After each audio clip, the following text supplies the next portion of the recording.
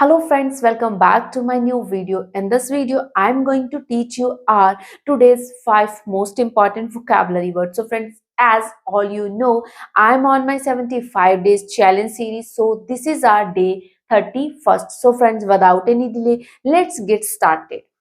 Our first word is defend. What it means? It means to protect somebody or something from harm or danger. यानी कि किसी को चोट या फिर खतरे से बचाना.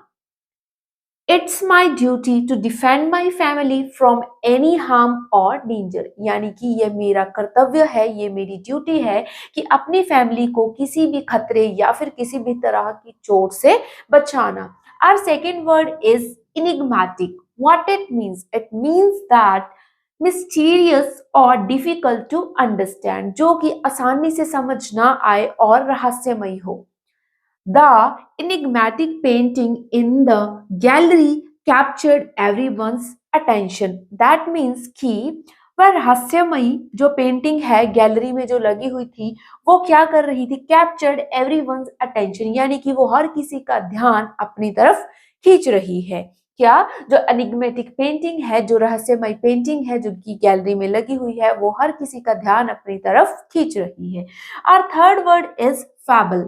What it means? It means that a short story that teaches a lesson and that often has animals as the main character. यानी कि एक शॉर्ट स्टोरी जो कि हमें कोई ना कोई शिक्षा दे, कोई ना कोई लेसन सिखाए, और उस स्टोरी में ज्यादातर क्या हो, एनिमल्स ही हमेशा मेन कैरेक्टर्स हों. जो हम छोटे बच्चों की स्टोरीज पढ़ते हैं ना, जैसे शेर की कहानी पढ़ ली या फिर चीते की और भी भालू की और भी बहुत सारे जो एनिमल्स हैं उनकी स्टोरीज पढ़ते हैं, देन हम एक कंक्लूजन ड्रॉ करते हैं, हमें कोई सीख मिलती है, तो वैसी चीजों को क्या बोला जाता है? Fable. Life sometimes feels like a fable full of twists and turns.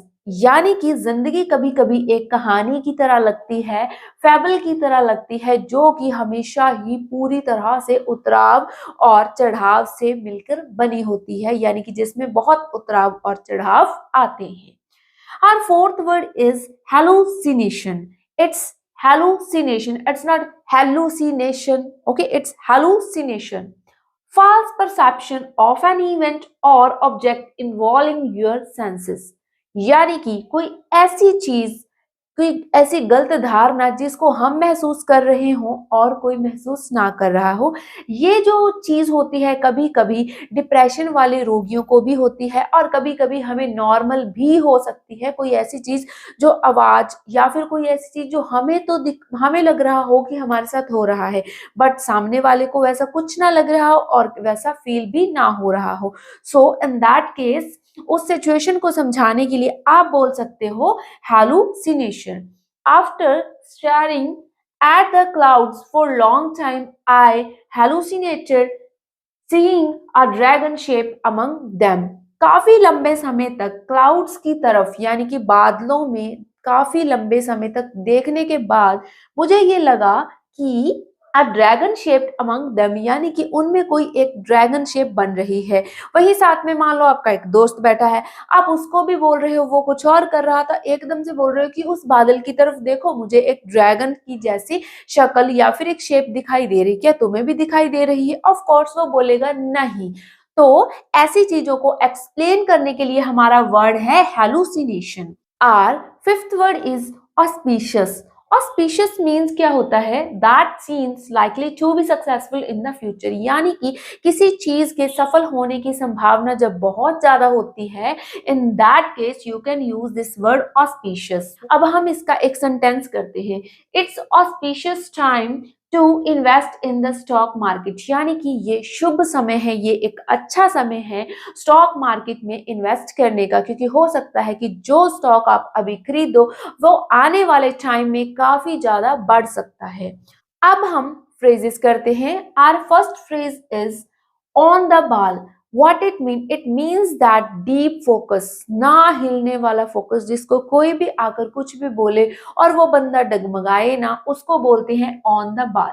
Doing a good job, Riya is always on the ball with her time management skills, यानी कि जो रिया है वो हमेशा ही ऑन द बॉल रहती है with her time management skills, यानी कि अपने टाइम मैनेजमेंट स्किल्स के साथ वो पूरे फोकस के साथ काम करती है, कभी भी अपना समय इधर उधर बर्बाद नहीं करती।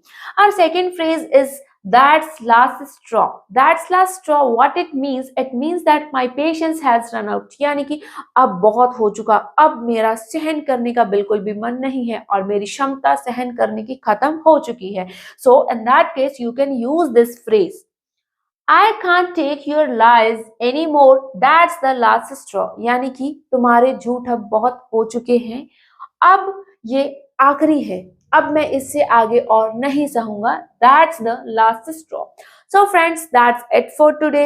If you really like my content, then please hit the bell icon, subscribe my channel, and अगर आपको कोई और information चाहिए तो आप comment section में comment कर सकते हो। I'll see you in the next video.